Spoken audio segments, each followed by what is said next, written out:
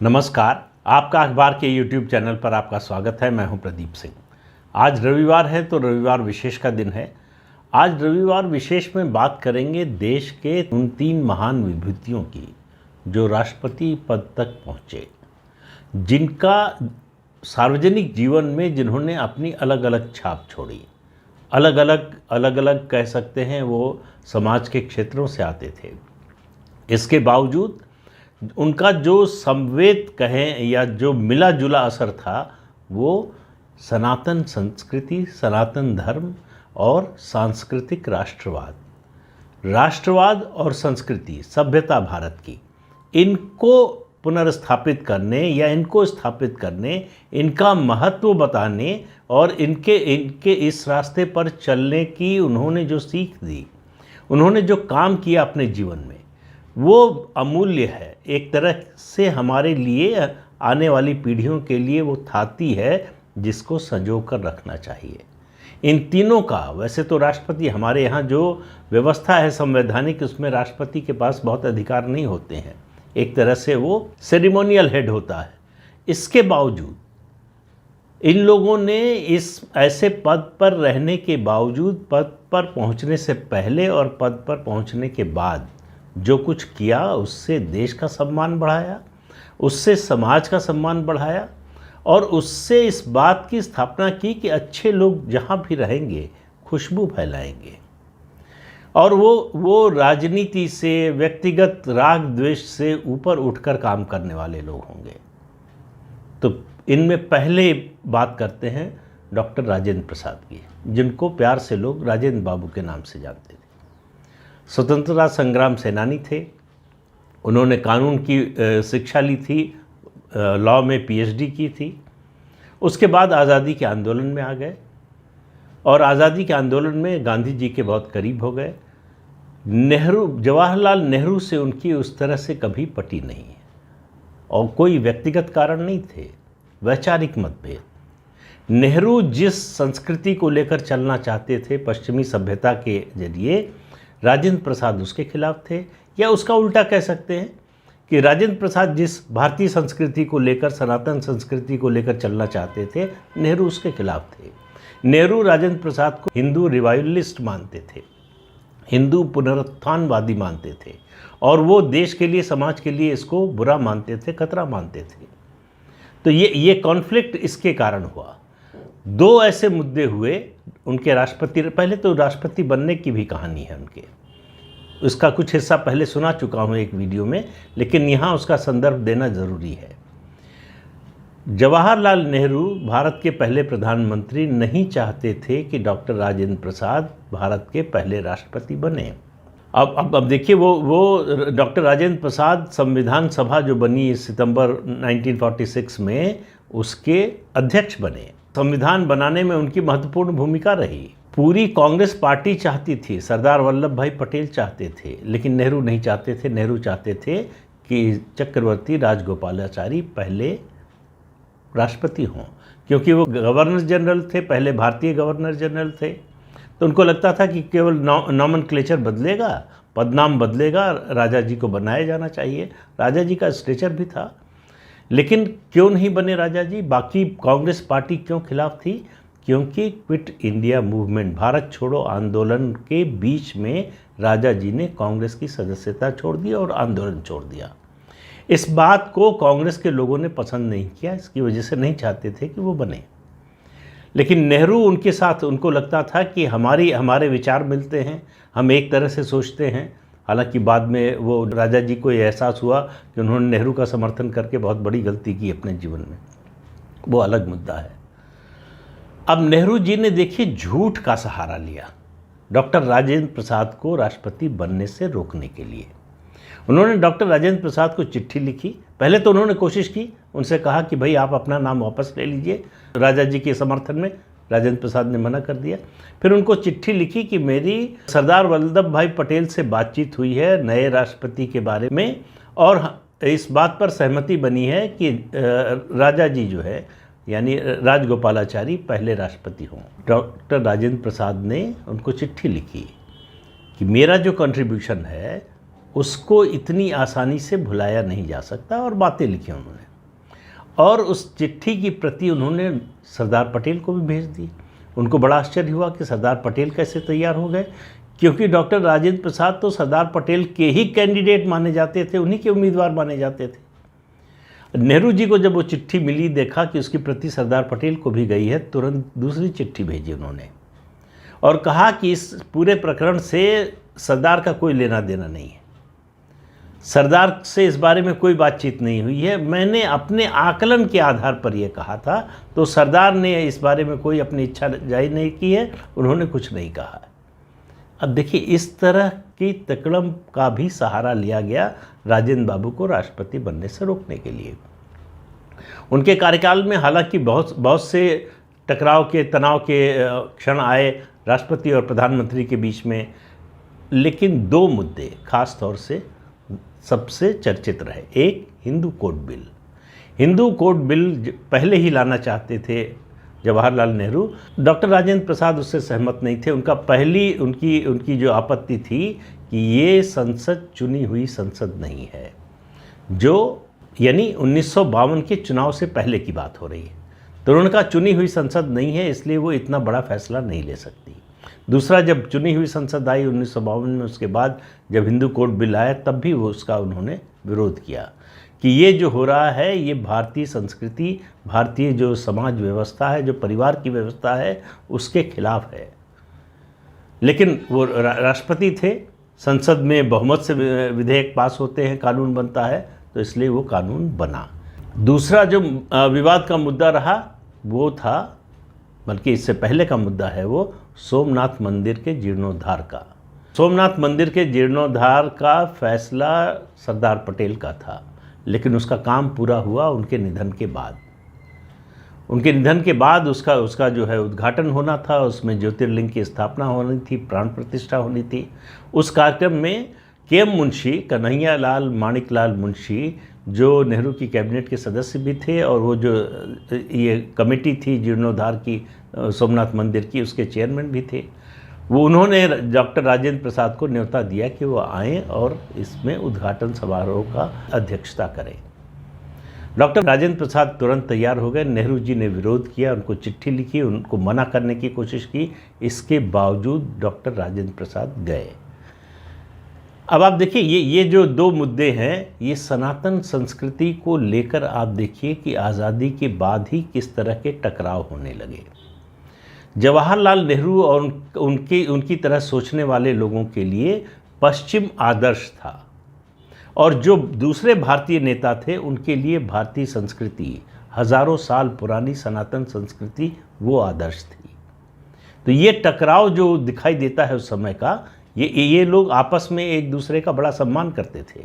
ऐसा नहीं कि बड़े आज के नेताओं की तरह एक दूसरे से गाली गलौज नहीं करते थे, लेकिन अपनी बात पर अड़े रहते थे, अपनी बात से समझौता नहीं करते थे। हालांकि नेहरू जी ने उनके दूसरे कार्यकाल को भी रोकने की कोशिश की। तो पूछा जाता है कि डॉक्टर राजेंद्र प्रसाद ने राष्ट्रपति बनने के बाद पहला काम, बड़ा काम क्या किया। तो अब आप देखिए डॉक्टर राजेंद्र प्रसाद की सोच और नेहरू जी की सोच का अंतर, या दो अलग अलग विचारधाराओं का अंतर। राष्ट्रपति भवन जाने के बाद उन्होंने राष्ट्रपति भवन में जो राजसी ठाट बाट था अंग्रेज़ों के समय का, वो सब खत्म कर दिया, और देसी सुघड़पन, भारतीय संस्कृति की महक, उसको स्थापित किया। सब कुछ वहाँ बदल दिया। सब भारतीय संस्कृति और समाज के अनुरूप जो भी होना चाहिए था वो सब उन्होंने स्थापित किया। तो देश के पहले राष्ट्रपति अगर डॉक्टर राजेंद्र प्रसाद न हुए होते, अब देखिए देश के साथ किस तरह से एक के बाद, मैं कहूँगा एक के बाद एक दुर्घटनाएं होती रहीं। हम लोग अक्सर चर्चा करते हैं, बातें करते हैं, ये तर्क वितर्क बहुत होता है, ये बहुत बड़े लंबे समय से बहस का मुद्दा रहा है कि अगर सरदार पटेल देश के पहले प्रधानमंत्री बनते तो देश की क्या तस्वीर होती है। मैं तो कहता हूँ कि सरदार पटेल अगर उप प्रधानमंत्री के रूप में ही 10 साल और रहे होते तो देश की क्या तस्वीर होती, क्योंकि वो नेहरू से डरते नहीं थे, नेहरू का सम्मान करते थे, उनसे स्नेह करते थे, लेकिन देश की बात आने पर जो उनको ठीक लगता था उस पर अड़ते थे, नेहरू की सुनते नहीं थे जरा भी।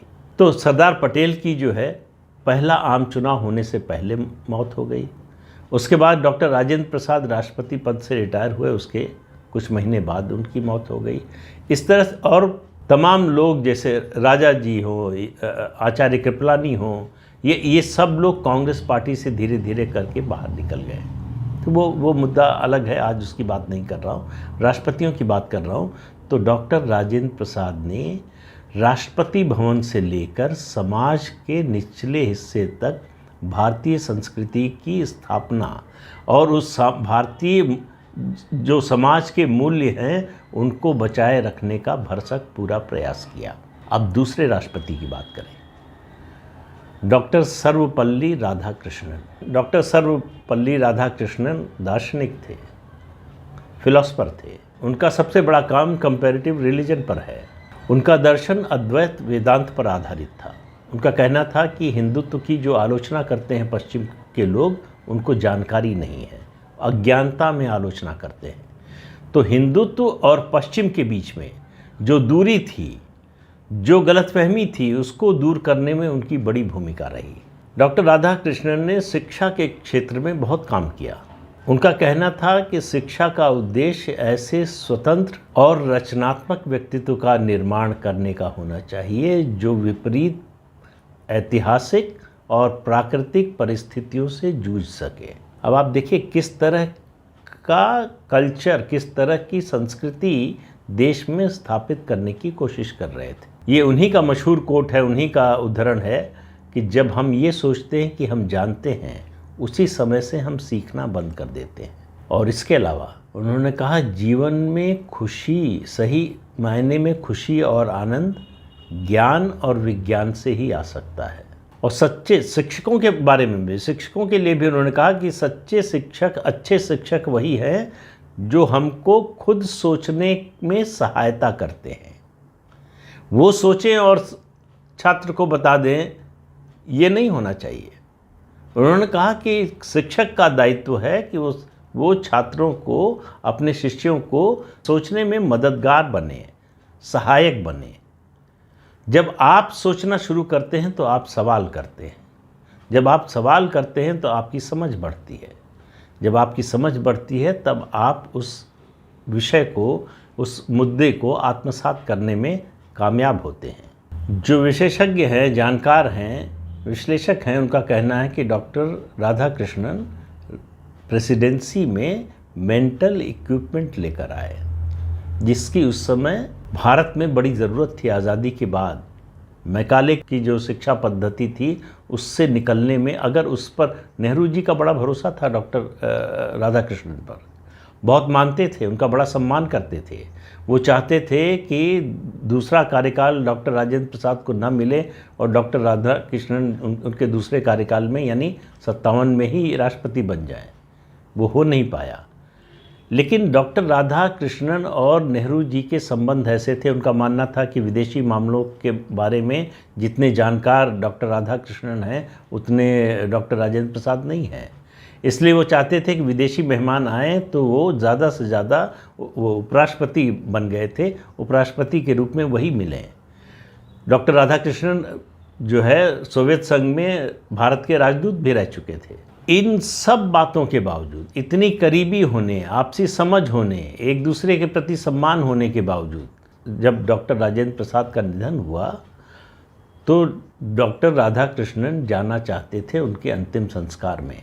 नेहरू जी ने मना किया, लेकिन डॉक्टर राधाकृष्णन ने सुनी नहीं।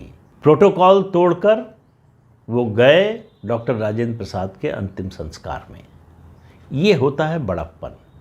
इस बात की परवाह किए बिना कि हमारा जो सबसे करीबी है, जो हमारा इतना सम्मान करता है, वो खुश होगा या नाराज़ होगा।